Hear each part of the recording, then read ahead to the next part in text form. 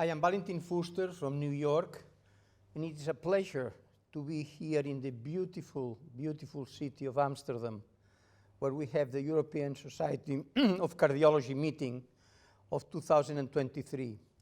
As usual, we are going to spend an hour in discussing a number of studies that were presented, clinical trials. And actually, as usual, we have great expertise with us. We have 4 professors who they know about their own subjects, and they will be participating in the discussion of each of the trials. Let me start introducing my friends here. On the right is Dr. Biykem Bozkurt. She's MD, PhD. She's the Senior Dean of Faculty at Baylor College of Medicine and Professor of Medicine, and Director of the Winter Center of Heart Failure, and Editor-in-Chief of JACC Heart Failure. Wonderful to have you here. Thank you, Dr. Fuster. And now we are moving to Italy. Yes. Here we have Dr. Davide Capodanno, MD, PhD, full professor of cardiology at the University of Catania, and is an interventional cardiologist at the Cardiac, Thoracic, Vascular, and Transplant Department in Catania. And he's the chief of Eurointervention. Thank you very much again for being with us today. Thank you for having me. And now we go to the surgeons. Here we have Dr. Gry Dahle, consultant and professor at the Department of Cardiothoracic and Vascular Surgery at Rikshospitalet Hospital in Oslo, and she's the director of the International Society for Minimally Invasive Cardiothoracic Surgery. Thank you very much for being with us today, Gry. And finally, a good friend for many years, Dr. Jeanne E. Poole, MD. She's the section head of electrophysiology at the University of Washington in Seattle. She's professor of medicine, and she's the editor-in-chief of the Heart Rhythm Society HRO2 journal. Welcome. Thank Jeanne. you. Nice to see you. Well, what we are going to do is the following. First of all, we are going to be presenting, if we can, about 8 different trials, 3 trials on heart failure, 3 on coronary disease, and 2 related to atrial fibrillation. And we'll go one by one. So let's begin talking about heart failure. Very interesting studies. And actually the first one, which I think is impressive, we'll see my colleagues what they think, is the study that is called STEP HFpEF, patients with heart failure and preserved ejection fraction. This study is entitled and was published in the New England Journal of Medicine already, semaglutide in patients with heart failure with preserved ejection fraction and obesity. The presenter was Dr. Kosiborod from the St. Luke's and Mid-American Heart Institute, and we'll now go into the details. Well, we know that obesity is very much involved in a high proportion of patients with heart failure and preserved ejection fraction. And actually, there is evolving evidence that obesity may play an important role in this particular condition. So why not to use a drug or an agent that we know is very powerful in decreasing obesity in these patients with heart failure and preserved ejection fraction, and see what happens. Maybe we'll take care of the obesity, and maybe at the same time we'll take care of the heart failure and preserved ejection fraction. So basically the investigators asked whether once weekly semaglutide at a dose of 2.4 milligrams might lead to reduction in symptoms and physical limitations, and to improve exercise function, in addition to weight loss in patients with heart failure with preserved ejection fraction and obesity. Certainly a very interesting hypothesis of work. Well, if we go into the details, the investigators randomized 529 patients who had, again, heart failure with preserved ejection fraction. And actually the body mass index was 30 or higher. So in this group of patients, they were 1 weekly semaglutide, as I mentioned, versus placebo, with a follow-up of 1 year. And here are the dual primary endpoints. First, about the Kansas City cardiomyopathy questionnaire, functional status of the patient. And then the change in body weight. But there are many, many actually endpoints here. The 6-minute walk distance, and then a hierarchical composition of endpoints being death, heart failure, differences in the change in the Kansas cardiomyopathy questionnaire, 6-minute walk, and change in the C-reactive protein. So many, many endpoints. I will tell that all work, which is interesting. So it's one of the few studies in which every one individually of these endpoints actually work. Let me give you the data. The two endpoints that we mentioned at the beginning, the Kansas City questionnaire, 16 points that they gained with semaglutide compared with 8 points with the placebo. And the results were very highly significant. The change in body weight, very interesting. Less body weight, 13% in the semaglutide group, 2.6% in the placebo group. The 6-minute walk distance, 21 meters more with semaglutide, 1 meter more with placebo. And then the hierarchical, all the aspects that I mentioned before, all very, very significant. So what about serious adverse effects? I was thinking it was going to be much higher in the semaglutide, and actually it's the opposite, it's in the placebo. In the semaglutide, 13%, and in the placebo, 26% in terms of serious adverse events. Again, this is 1 year follow-up, and I have the conclusions here from the New England Journal, and it says, in patients with heart failure with preserved ejection fraction and obesity, treatment with semaglutide 2.4 milligrams led to larger reductions in symptoms and physical limitations, greater improvements in exercise function, and greater weight loss than placebo. Very impressive, isn't it? So now I'd like to maybe, what do you think, Biykem, about this study? Are you impressed?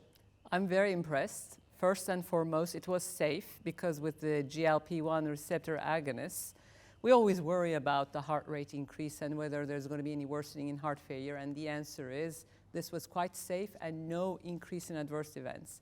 Second, the weight loss was quite impressive, 10% difference between the semaglutide versus placebo.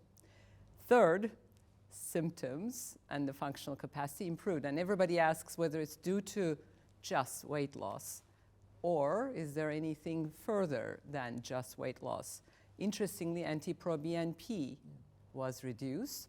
We would have expected just the opposite because as the adipose tissue is reduced, usually natriuretic peptide levels go up. Interesting. So in essence, the magnitude of NT-proBNP reduction over here is much higher given the fact that the patients lost the fat tissue. Impressive. And then very impressive, and the CRP levels were reduced. So overall, very impressive. Well, Jeanne, are you so impressed as my friend Biykem? I think this was a beautifully designed study, a study that was designed to win, using the outcome measures that they did, which you could have criticized them, that perhaps those were soft outcomes, quality of life and reduction in weight. But nonetheless, it was beautifully designed, beautifully executed. It was a study that should have won, and it did win. What I'm impressed with is that all of the confirmatory as well as the exploratory secondary endpoints all were in favor, including cardiovascular events, which included atrial fibrillation. Of course, I would love to know more details about the atrial fibrillation because that is such a major problem in HFpEF, especially women with HFpEF. So yes, I was very impressed with the study, and I think that this is a starting point for this drug to see what other studies that perhaps use the hard endpoints might look like. Yeah. What do you think, the surgeons here? You must be impressed into what we are doing. Yeah, I'm very impressed, and I was thinking, why cannot everybody have this now in their drinking water? Yeah, thank you. So, Davide, what do you think? I think it's a great news for us as a healthcare professional, because we may have experienced every time this situation where you say to the patient who is obese, you have to lose some weight, and then you see that sense of frustration that yes, it's not my fault, how can I do that, it's difficult. Now you have a drug that allows you to motivate this patient to look for his or her health, and it's very effective apparently. Well, it's true. Biykem, I have a question though. The study is very short though. It's 1 year. I agree. And I think, this is a pretty, we as humans, we become obese and then we take the weight out and obese and weight out. So what do you think? You're pointing out a very important issue, because in former STEP studies with an extension and withdrawal, they actually saw regain of 2/3 of the weight in 6 months to a year. So this requires continued use for the weight loss to be sustained. And one wonders, because the GI side effects are there, usually seen about 13 to 16% of the patients long term, after 2 years, 3 years, 4, 5 years, what would be the compliance rate? And thus, currently, the signal is quite favorable. Beyond STEP HF, just beginning of August, we heard the press release from the SELECT trial that semaglutide, same dose, weekly subcutaneous injection, in obese with cardiovascular disease, not heart failure, not diabetes, was associated with 20% risk reduction in cardiovascular hard endpoints. So it's non-fatal MI, stroke, and overall cardiovascular death. Well, thank you very much. It seems to me that this is a very impressive study, but this is a big challenge, the long follow-up. I agree.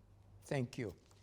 Well, we now go into a very intriguing study from China.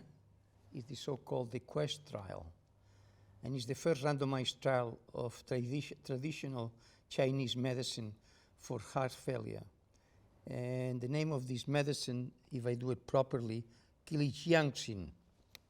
I'm sorry if I'm not accurate. But certainly is a very interesting study. This is a traditional Chinese medicine extract obtained from 11 types of herbs. And in a pilot study, actually this was published in JACC in 2013. In that pilot study, this Qilijiangxin reduced NT-proBNP levels and improved heart failure symptoms in patients with heart failure and reduced ejection fraction. And recent preclinical studies have also indicating that this agent has beneficial effects in attenuating myocardial fibrosis and cardiac remodeling. Well, here's the study. The trial enrolled adult patients with heart failure and reduced ejection fraction. The ejection fraction was actually 40% or less, and the NT-proBNP 450 picograms per mil or higher. And these patients had been stabilized over the previous month, so there were patients with a stable heart failure. And they were randomized 1-1 fashion to receive Qilijiangxin 4 capsules 3 times a day, is a lot of drug though, versus placebo on top of standard medications for chronic heart failure. And the primary endpoint was the composite of rehospitalization for worsening heart failure or cardiovascular death. So important endpoints. Number of patients of about 3,000 were included, 1,500 on the drug that we mentioned, and 1,500 on placebo. Average age, 62 years, 72% were men, and the left ventricular ejection fraction, the mean was 32%, and the median NT-proBNP was over 1,500 nanograms per mil. Follow-up, actually almost 2 years. Now the primary endpoint, and remember we talk about rehospitalization for worsening heart failure or cardiovascular death, this endpoint was in 25% in the group that took Qilijiangxin. I will learn in the future about to spell this. And then 30% in the placebo group. The results were highly significant with a p-value of 0.001. And this effect was actually related to both independently, heart failure and cardiovascular death. And in a number of pre-specified subgroups, the trend was always in favor of this agent. So, Davide, what do you think? Are we going to start now with this new approach, taking these herbs? Well, let's say my pharmacology teacher, I remember, he always said when we asked what is a drug, what's a homeopathic, something like that, he said, if you have a proof that this is effective and safe, it's a drug. So this is my mindset. It's safe, very importantly. It's remarkably effective, apparently. So I consider this as a medication.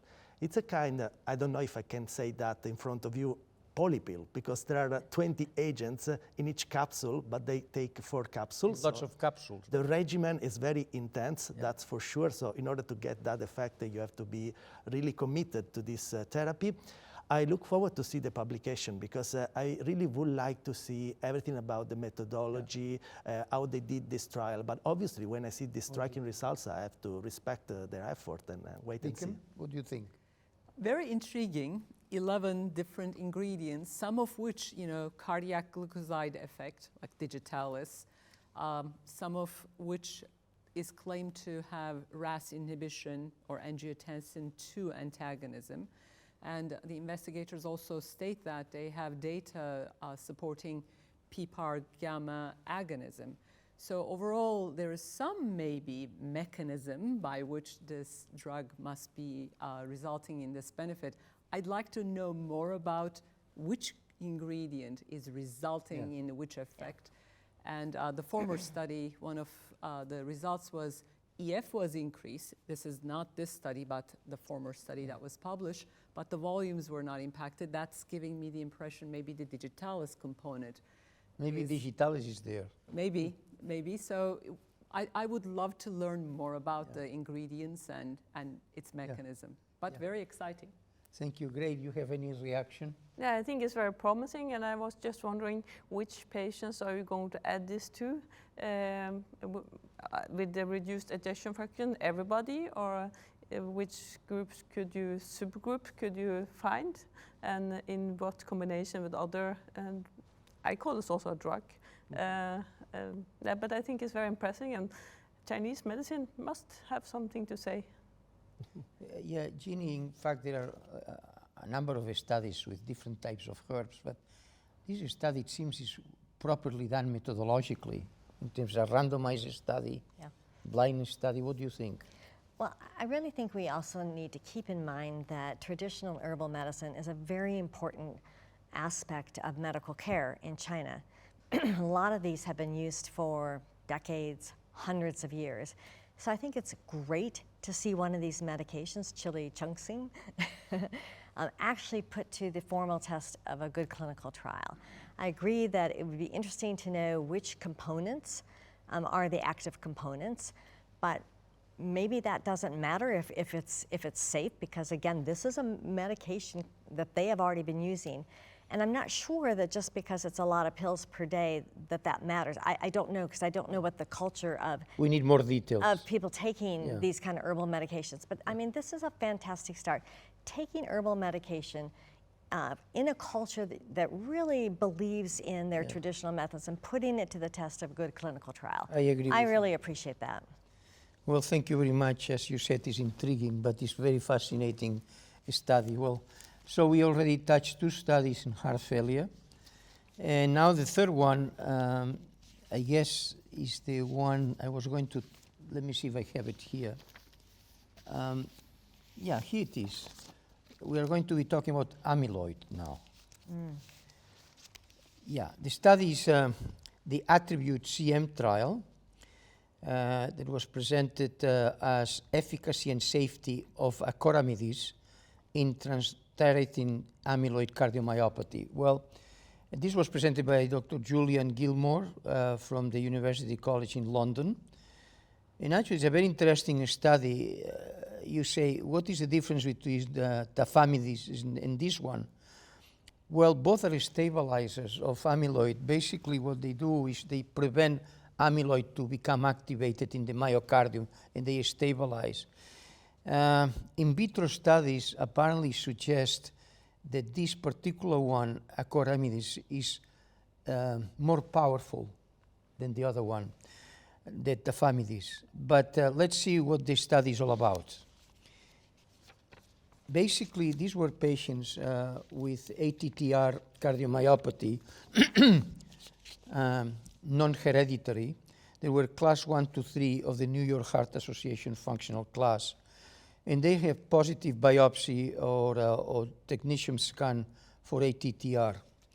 The number of patients were actually 421 on acoramidis, 800 milligrams twice daily, and then 211 they were on placebo, actually twice daily. This was 1 year of follow-up, and the primary endpoints were a hierarchical analysis consisting of all-cause mortality, cumulative frequency of hospitalization for cardiovascular disease, NT-proBNP, and change from baseline in the 6-minute walk. So this was basically the study. Now let's go into the results. The results were impressive, actually. And I just summarized them. The primary endpoint that we mentioned, the 4 components, actually was very highly significant, 0.0001. And each of the components, actually, there was a trend in favor of the drug, almost significant in each of them separately.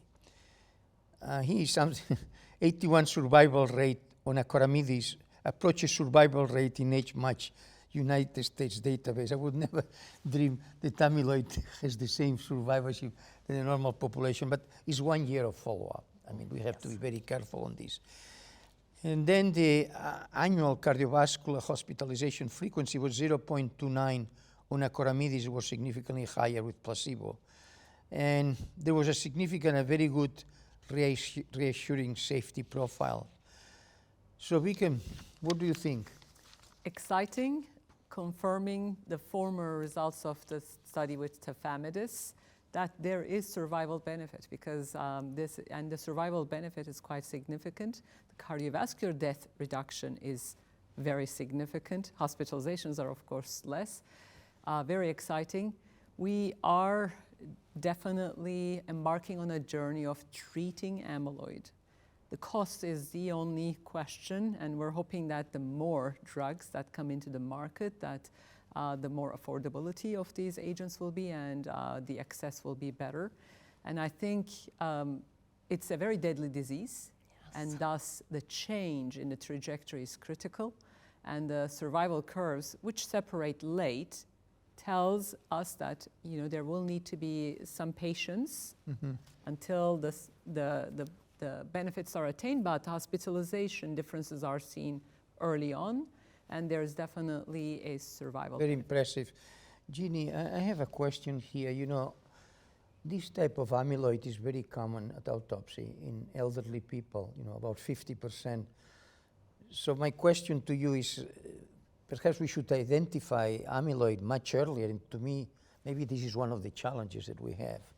Because with a drug like this, why to wait? Absolutely, I couldn't agree more. What's so important is, electrophysiology and heart failure groups have been working together for decades already, but I think what this adds and should impress electrophysiologists also to think about when they are referred patients. We refer patients for sort of any arrhythmic disorder that, do not forget to look for amyloid. Because sometimes we are the ones that can diagnose sarcoid, for instance, or other cardiomyopathic entities. And so it's very important for us to, as an EP community, to very much understand amyloid, understand that this is a terrible disease, and yet get those patients into the proper hands. Yeah, thank you. Gry, what do you think?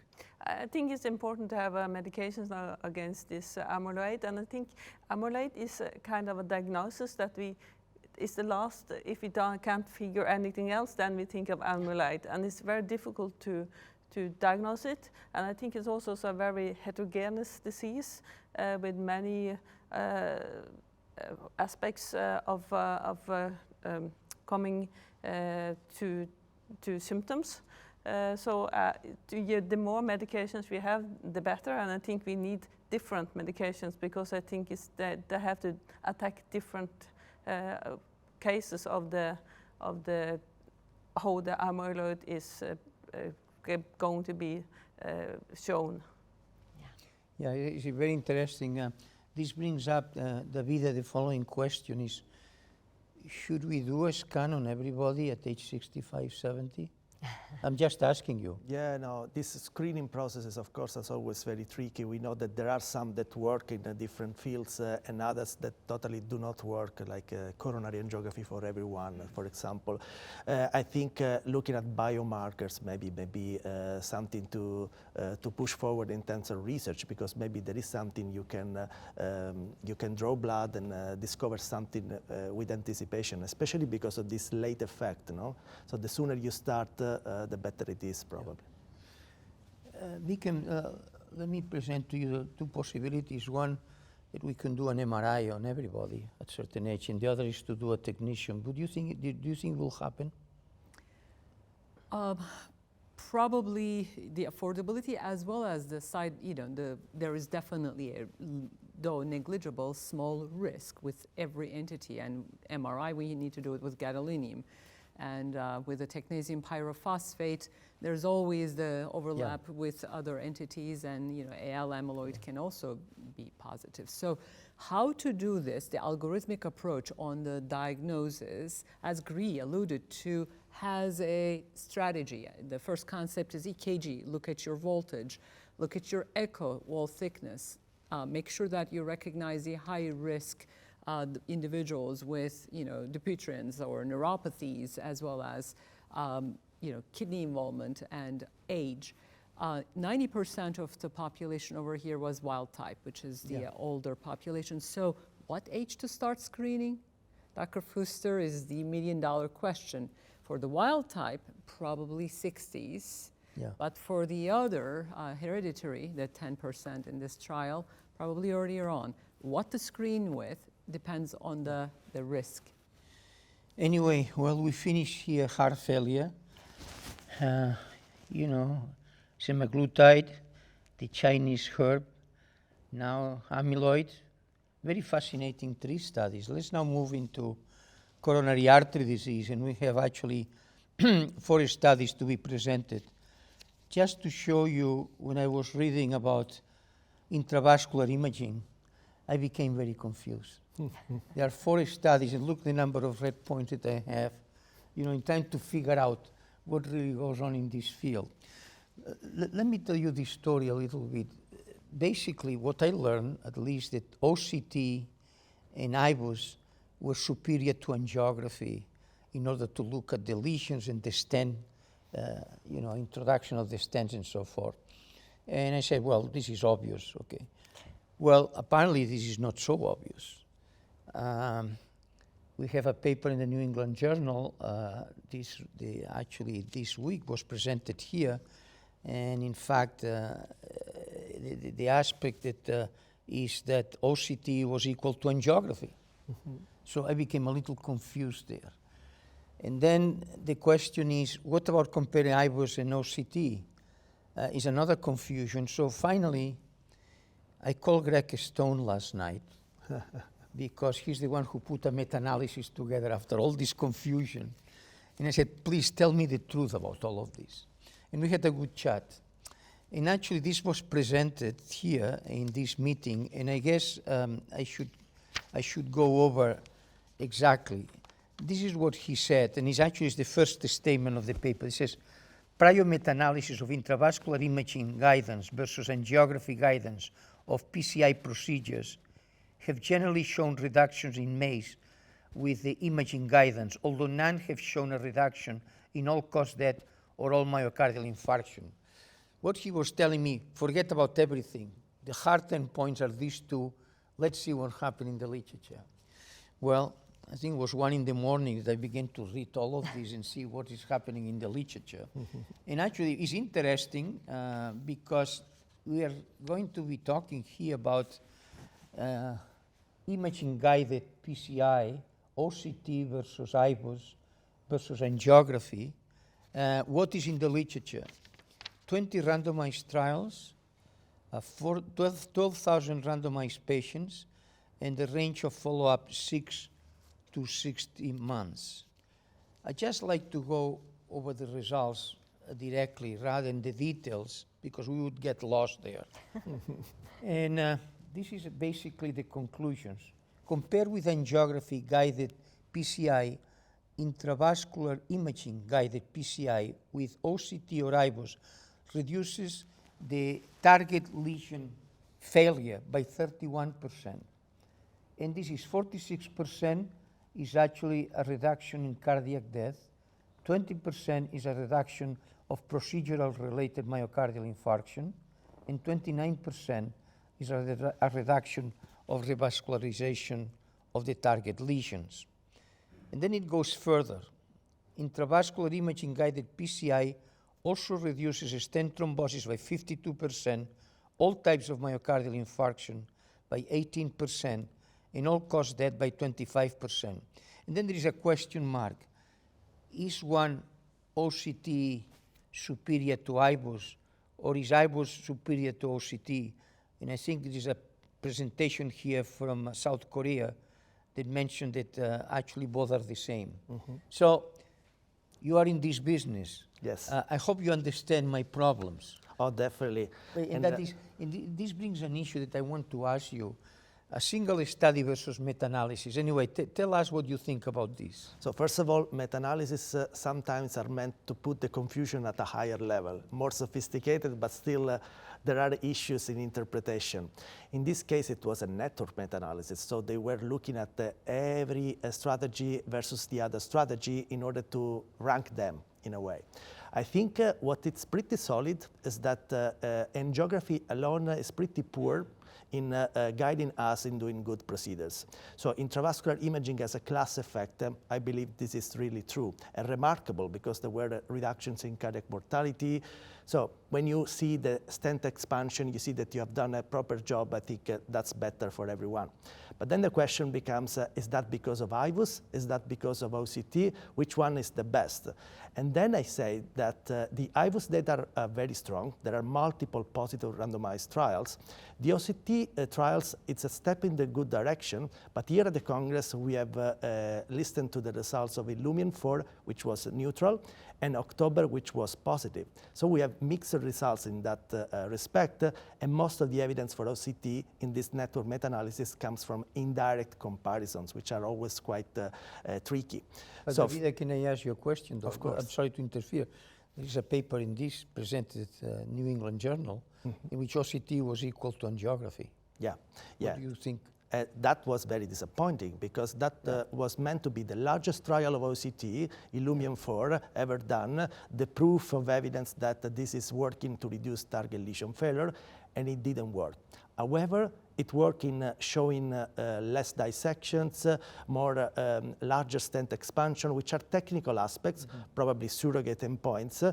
But at the end of the day, I shared the conclusion of the investigators that said it's a technical tool. You may reassure patients that the procedure was well done. You may discharge early, but then, of course, you cannot expect this to translate into clinical benefit.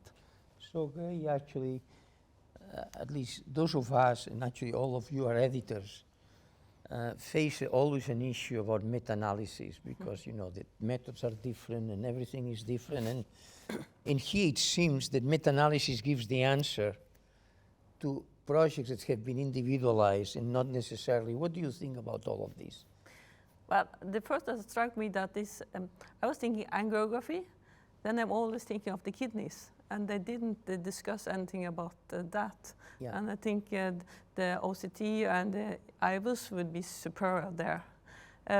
But then reaching the target lesions and so on, the meta-analysis, I think it's how you put them up. You can get maybe the results you want. Yeah. So, yeah, it's impressing, promising. The meta-analysis is impressive, yeah. Yeah. Yeah, it is. But individual data is a little bit conflicting. Yes. Yeah. So I'm a bit confused. at a higher level. Jeanne, you are not confused. It seems you know everything here. Absolutely. No, I agree. Meta-analyses are always difficult, and you have to really look at them extremely critically and look for the heterogeneity. And oftentimes, it's one or two large trials that are, driving the results of a meta-analysis. This seems pretty good. I'm stepping back and thinking about it from an interventional electrophysiology perspective. And sometimes more is better. Sometimes less is better. And so that's why it's so important to put these things to the test. I mean, EP, we've evolved over the last 3 decades from relying on terrible fluoro to do procedures to having a lot of intravascular ultrasound and imaging techniques. But the question always is that prolonging your procedural time, are extra catheters in the heart, bad for the patient? Do you really need these extra tools? So I think this is great from the perspective that it is trying to sort of ask these questions and come to some conclusion. How much does this add? Is this really benefiting the patient, or are we harming the patient? I mean, this looks very promising. Thank you. So, what is your views?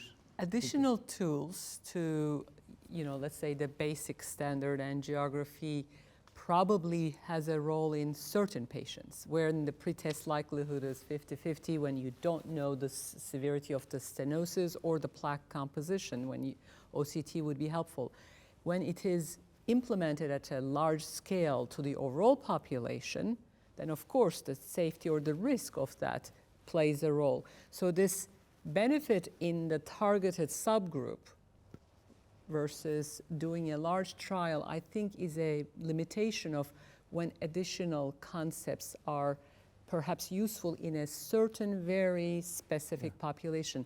What I would be interested in finding out from these studies is, were there subgroups of patients, diabetes, bifurcation lesions, or lesions at the 50% stenosis rate, to see whether there was any trend for which we would then be able to identify which patient this would be useful for. Yes, I agree. The two technologies we are talking about, what specific lesions is better, one technology versus the other, is not correct, Davide? No, in that respect, I want to emphasize the results of the October trial, because that was only in bifurcation lesions, and it was remarkably positive. And there are so many steps during the bifurcation PCI where this can assist in deciding the length of the stent, the diameter, etc. So that's reassuring, and you are very right that maybe it's not for all, but for some specific lesion subsets. Okay, well, thank you very much. And we have 2 more papers on coronary artery disease, both related to myocardial infarction. And it's interesting. Well, the first one is the so-called ECLS-SHOCK, extracorporeal life support in infarct-related cardiogenic shock, by Dr. Thiel, was the one who presented at the University of Leipzig in Germany. Well, we all have been struggling, I think, over the last 5 years about the role of ECMO or ECLS, the extracorporeal life support. You take care of the circulation, you take care of the respiratory status, and you expect the best. Well, let's now concentrate on myocardial infarction and shock. About 10% of the STEMIs have cardiogenic shock, and the mortality, I guess, is between 30 and 40% in a short period of time. So the question with ECMO, and again, all of us have their own experience, but in general, it worries me the side effects, I would say, the complications, better say. On the other hand, theoretically speaking, it looks very promising or very appealing. Well, let's go now into the study, and the investigators performed the ECLS-SHOCK trial to test the hypothesis that early routine ECLS treatment, as compared with usual medical therapy alone, would result in improved survival in patients with acute myocardial infarction complicated by cardiogenic shock. So let's go now into the details of the study. This is a multi-center trial in patients, as mentioned, with cardiogenic shock related to myocardial infarction. And these patients were all prepared to have early revascularization, which has been the only actually activity, I would say, therapeutic activity that has worked for these patients. So basically, the number of patients were 420, and they were randomized into the ECLS versus, I'm not sure it was placebo here, but anyway. And actually the follow-up was about 30 days. And the question is, what are the endpoints? Well, the primary endpoint was death from any cause at 30 days, and safety outcomes, bleeding, stroke, and peripheral vascular complications. Well, these patients were looked at for these endpoints, and at 30 days, death from any cause occurred in 47% in the ECLS group versus 40% in the control group. We don't talk about placebo when you have a cardiogenic shock, I guess. And then the other aspects, the safety outcome was very bad for the ECLS. It was 23% of moderate to severe bleeding versus 9% in the control group. And peripheral vascular complications in the group with the ECLS was 11%, in the other group was 3%.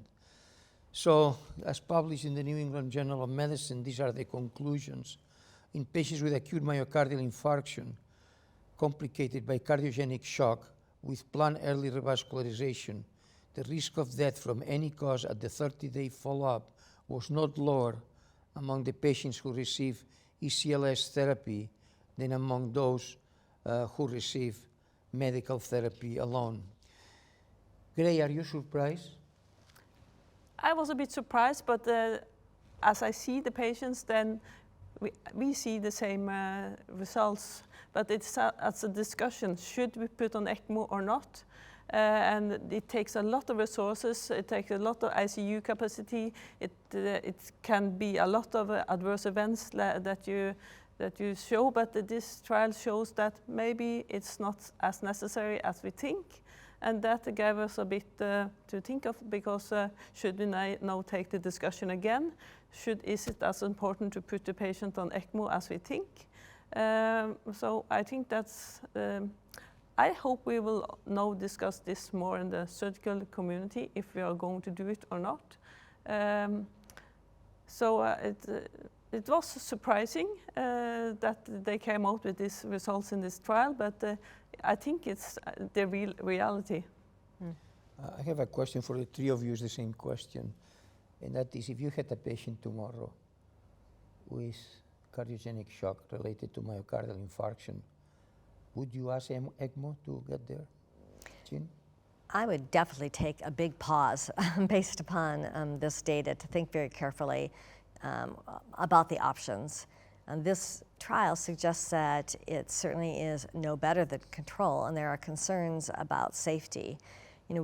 Again, from an electrophysiology perspective, we kind of went through our time frame where we used a lot of ECMO support for patients going to the lab for, say, VT ablation, and have since backed off and been able to manage those patients. So I think about it from our own experience that you may not always need to use it in the situations in which we have previously thought that was the best route to go.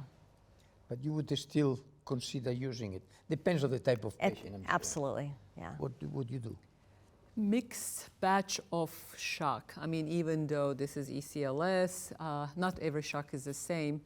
And sometimes doing a procedure that may even delay the therapeutic procedure, such as PCI, with complication, is not needed. So the way I look at the shock world is, yes, when the patient is crashing, burning, and we know that we will lose the patient, which in the trial, big recruitment, we are unable to show the difference of these stages of shock. I'm aware of the shock staging strategies, but when the trial enrollment comes, it's the blood pressure less than 90, the lactate levels, and so forth. So I think what I am hearing is a shotgun approach to everybody does not show any difference in a very highly mortal, deadly circumstance. But in the circumstance, tomorrow, what would I do? Yeah, if the patient is dying, I will be using support. Davide? Yeah, I absolutely share this argument, but of course now with this trial, which is very well done, that shows that there is actually harm in doing that.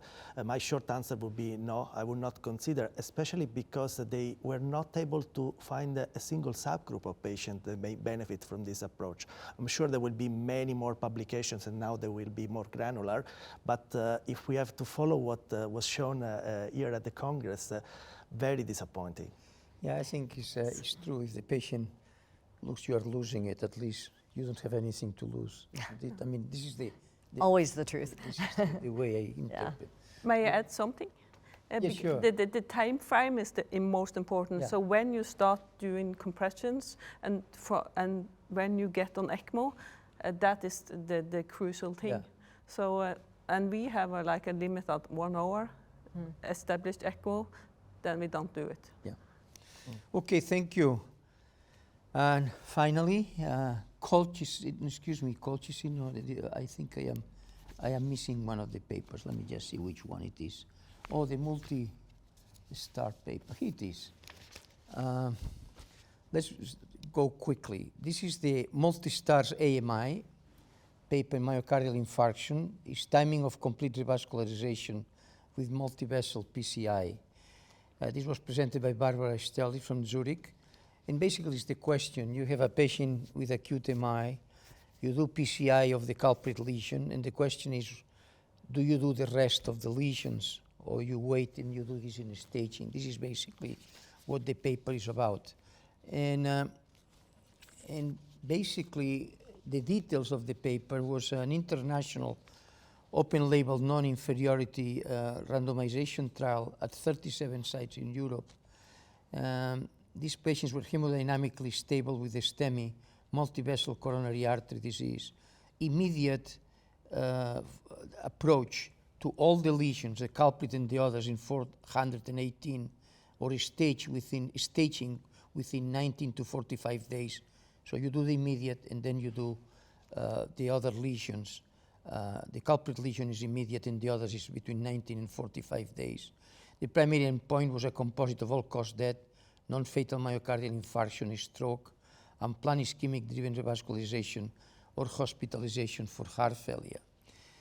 Interesting, when you have so many composite endpoints, you have to start looking at which endpoint really you find a difference. Well, the primary endpoint, when you put all together, 8.5% in the immediate group of trouble, 16.3% in the staging group. So you would say, from now on, I'm going to do immediate PCI on everybody. But then when you look here in detail, the most important endpoints are really not affected. So I just like to bring this to ourselves, because the guidelines on coronary artery disease presented a couple of days ago, the European guidelines, it says you decide one way or the other, but 45 days is the maximum where you can do staging. And here, if you read, you say, well, there's no question, we should do everybody from the very beginning. So Biykem, you have to read papers very carefully, because in this case, very easily you could say there's no question. I do agree with you of this study showing a benefit. But again, I'm going to go back to my statement of we individualize. Patient with renal disease where I don't want too much dye exposure, I will be going to the interventional cardiologist and saying, can we not fix this? Or in the setting of heart failure and so forth. Sometimes doing it in one setting is helpful.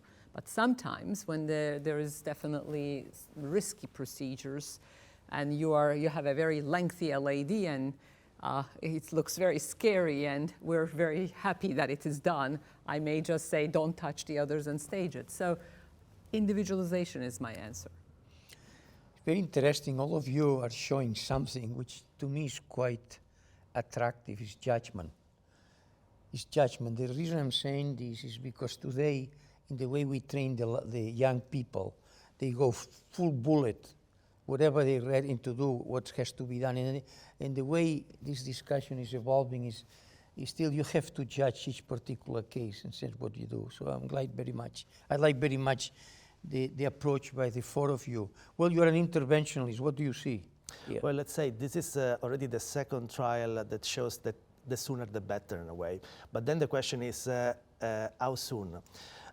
For me, this immediate PCI, it's something we may consider when the other lesions, the non-culprit, it's easy to address. You are already in that coronary artery, it's okay, yeah. I fix it. But think if this is a chronic total occlusion as a second one, or a proximal LED, left main. So individualization for sure. Yeah. And there is a good compromise, I believe, between staging late and doing immediate, which is staging in hospital. You can just address the culprit lesion, then you go to the ward, and after a couple of days you fix the other lesion, and I think this is soon enough probably, but this has not been tested. Thank you. Any comment? Yeah, I was just sort of thinking along the same lines as what you were talking about, and I'm specifically thinking about STEMI in the setting of cardiac arrest, where it would be interesting to have a trial, you know, like this in the contemporary era, because, you know, with those patients, you really are trying to get in and get out, trying to get that culprit lesion and then not spend a lot of other time with that patient because they have so much else going on, neurologic impairment. So, you know, I agree. I think this is all about the individual situation, the individual case. Gray, any role for cabbage? Yeah, that was what I was thinking, because when you do the staged, then you can... We'll talk about PCI, but... Yeah, you do first the PCI, the culprit lesion, and then you have time to think, and maybe this patient should rather have a surgical revascularization than the extra PCI. So then you can step back and think and see what is the best for the patient. And hybrid procedures, I think, it can be very nice for patients many times. Okay, thank you. We are now having a couple of papers on the famous atrial fibrillation. Yes, becoming a hot topic every day more and more. Colchicine, the famous colchicine. Okay, this is the study, the COP-AF study, effect of colchicine on perioperative atrial fibrillation and myocardial injury after non-cardiac surgery in patients undergoing mesothoracic surgery, an international randomized trial. Dr. Donald Cohen presented this from Hamilton, Ontario. We all know about colchicine. It's a good anti-inflammatory drug for gout, pericarditis, Mediterranean fever, or even in post-cardiotomy syndrome, actually. And we learned recently about coronary artery disease. You know, it could be a good drug in patients with recent myocardial infarction or even in chronic coronary artery disease. So this time they say atrial fibrillation following cardiac surgery maybe is an inflammatory process. It seems, if I am correct, that the pericardial fluid can get into the atrium and cause some inflammation, and at least this is the theory, is not correct? So with this theory, they said, let's try colchicine. And very basically, it was a randomized trial conducted in 45 sites in 11 countries. People are really into the colchicine, as you can see. Age 55 years or older were the patients, measured on cardiac thoracic surgery. And the patients received oral colchicine, 0.5 milligrams, twice daily or matching placebo, starting within 4 hours before surgery, and then the endpoint was about 30 days. The co-primary outcomes were clinically important perioperative atrial fibrillation, and means myocardial injury in this non-cardiac surgery. This is means. They look at inflammatory CRP and so forth at 14 days of follow-up. And the safety outcomes were a composite of infection, sepsis, and non-infectious diarrhea, you know, which can be caused in 10-15% of patients taking colchicine. Well, these are the results. They are over 3,000 patients. They were randomized, 51% were male. Atrial fibrillation occurred in 6.4% in the colchicine group and 7.5% in the placebo group. No significance. Means no significance. In terms of side effects, a little bit non-infectious diarrhea in the group treated with colchicine. So maybe it's not so inflammatory. You are an electrophysiologist. Are you impressed about this, or you don't feel you learn anything? Well, I think it's very difficult to show a difference in a patient population that was not your real high-risk patient population for perioperative atrial fibrillation to start with. Second, these patients all had thoracoscopic approaches by and large, about 80% of them. And I think that even though the results trended more strongly in that group, I think that was driven by the fact that the majority of the patients actually were in that thoracoscopic group.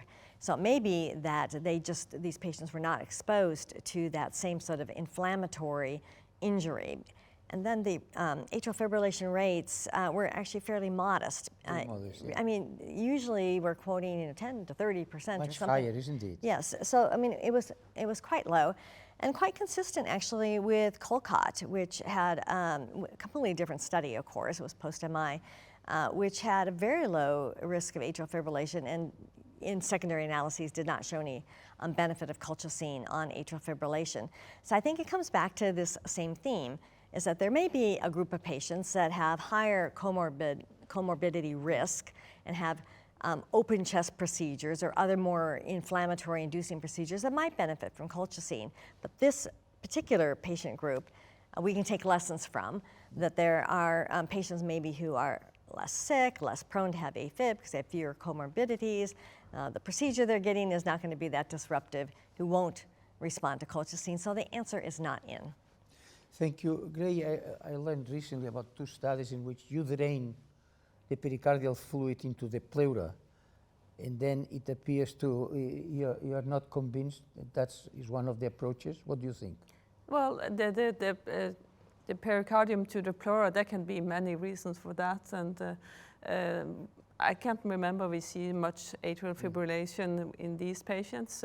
So I agree with you. This study should maybe be done with patients with higher rate of atrial fibrillation, because I don't think this is the target group. I think it should be normal postoperative patients or whatever.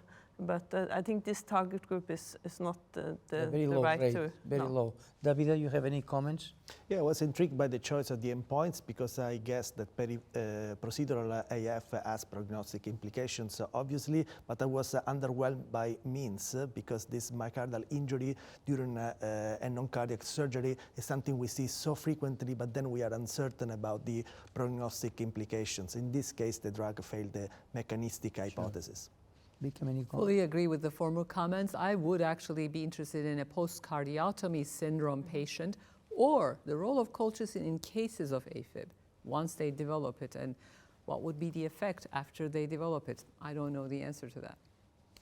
Okay, well, thank you. And this is for colchicine.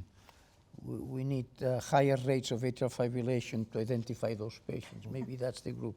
I think so. Anyway, here I have the final one on atrial fibrillation. Is the ADVENT trial. Was presented by Vivek Reddy. And the principle is an interesting one. You know, in the field of atrial fibrillation, you have used the radiofrequency or the cryothermal energy. And here is something that is a non-thermal approach that may not damage the tissues as the other and so forth, and you may have less complications. Is this correct? I mean, this is where it came from. That's where all the enthusiasm Well, I present comes this from. in the honor of my friend Vivek Reddy. Yeah, because if I don't present it, he might tell me why you didn't present my study. No, but he's right. It's a good study, I believe. This was a randomized single-blind non-inferiority trial. Patients were assigned. These patients had drug-refractory paroxysmal atrial fibrillation, and in a 1-to-1 ratio, they underwent pulse field ablation, which is the one, or conventional radiofrequency or cryoablation. And the primary efficacy endpoint was freedom from a composite of initial procedural failure, documented atrial tachyarrhythmia after 3 months period, antiarrhythmic drug use, or cardioversion, or repeated ablation. And the primary safety endpoint, acute and chronic device and procedure-related serious adverse events. 305 patients were assigned to undergo the pulse field ablation, and 302 patients were assigned to the thermal ablation, 1 year follow-up, and the results were exactly the same. So with no problems, 73% in the group treated with the pulse field, in the 71% that didn't have any problems with the thermal ablation. Primary safety endpoint occurrence was actually very, very low.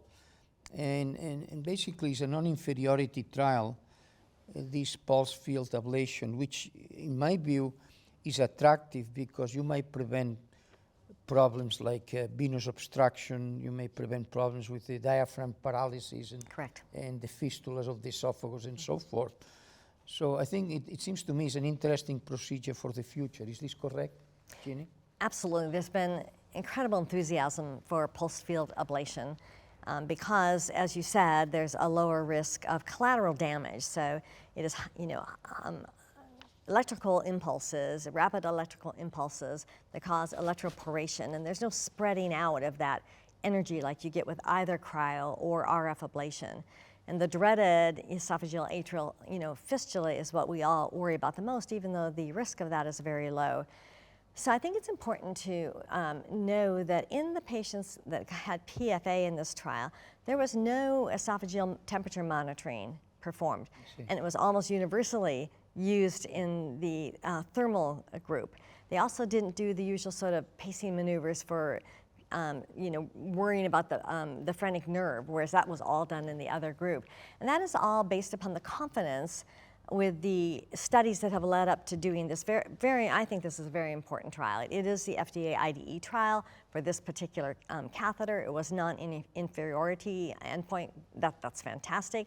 And in fact, the overall success rates not only were similar, but actually were quite high. They were over 70%, telling you these were high volume, very experienced centers. But having said that, it's also important to know that a lot of the investigators had not done more than their 3 required PFAs to get into the trial, which tells me that they were able to learn this technique, utilize it for standard PVI.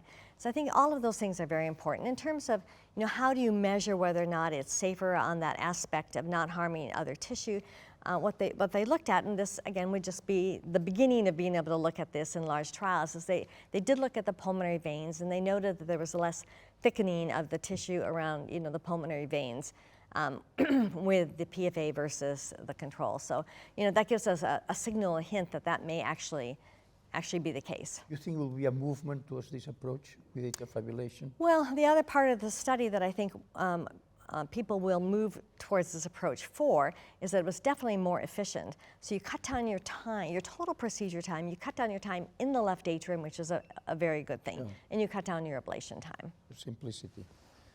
Any comments? Exciting study.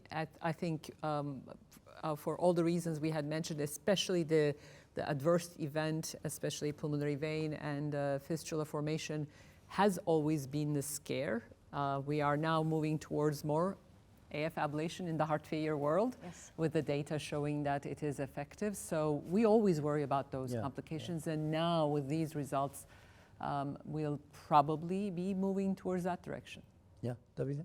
No, exciting, but I hope this field will not make the same mistake we do in coronary trials of having so many non-inferiority trials. In the end, we want to see also some incremental value. Here, of course, it's time, as you said, and other, of course, benefits, but it's a small study, the way I see. So it's a first step, for sure, exciting, and I hope there will be more. Yes, Any comments, Gry? Yeah, I think it's a exciting study, but I'm also waiting for the long-term results. Right. If they have the AFib after some 1 year, 2 years. Yes, of course. It's a relatively short study. Of course. Thank you. There are other trials. For example, the Aramis trial, acute myocarditis using the interleukin-1 beta neutralization by anakinra. It didn't work. So it's just the concept of inflammation and so forth, but it didn't work in acute myocarditis. Okay, and I don't think we have time to discuss it. And then the STOP DAP3 trial, which is patients who have acute coronary syndromes or they have significant risk of bleeding, you may stop in the first month, you may stop the aspirin and the patient goes only on prasugrel. There was no difference whether you stop the aspirin or not. No more bleeding, nor less bleeding, no more ischemic events, and so forth. So I don't think it's necessary that we go into the details. So I have a final question for you. We'll go around.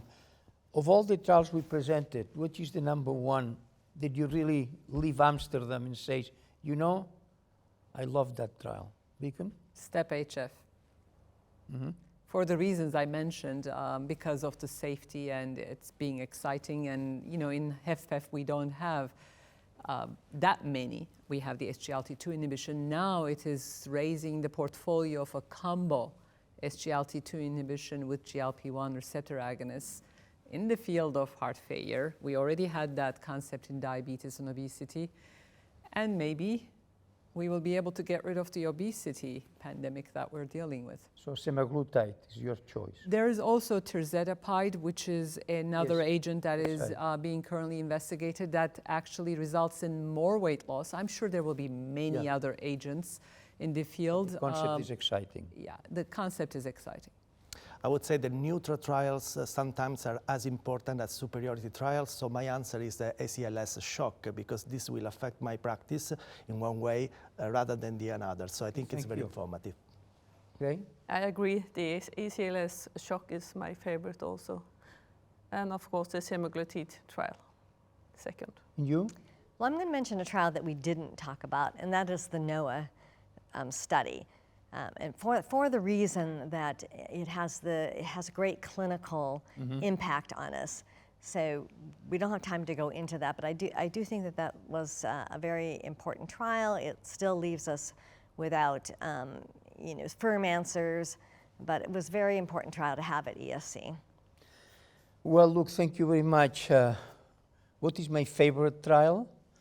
I think my favorite, I would say, experience today is Judgment. No specific trial particularly. I like the amyloid trial, but I would say that it was so inspiring to listening to you, and everything had a judgment. And I hope we don't lose this. I hope artificial intelligence doesn't block our brains in terms of thinking and judgment. Anyway, thank you very much, and to the audience, this has been a very interesting meeting. And certainly, as I said, a fascinating city. Amsterdam, one of the best cities in Europe. Thank you all. Thank you. Thank you. Thank you.